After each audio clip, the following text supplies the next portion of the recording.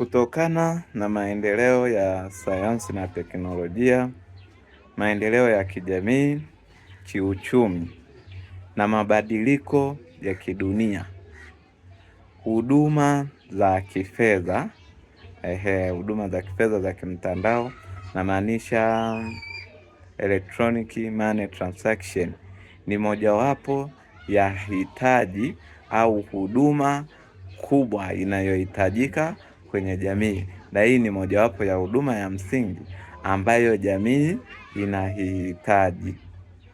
Ndiyo. Kwa hiyo, hii kwanza uzuri ni kwamba hii biashara ina uwezo wa kuunganishwa na biashara nyingine yoyote. Kwa mfano una duka lako labda la matumizi ya nyumbani, ukaunganisha na hiyo ya huduma za kifedha. Una duka lako la nguo, unaweza ukaunganisha na duka lako la huduma za kifedha. Niko hapa kukufundisha fursa za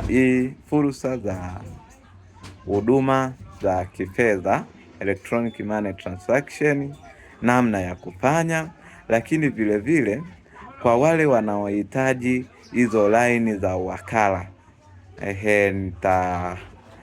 nitafanya upatikanaji wa hizo line kwa namna rahisi, hasa line za Vodacom, Halotel na Airtel. Lakini vile vile na kwa wale wafanyabiashara wanaohitaji huduma ya lipa kwa simu itapatikana.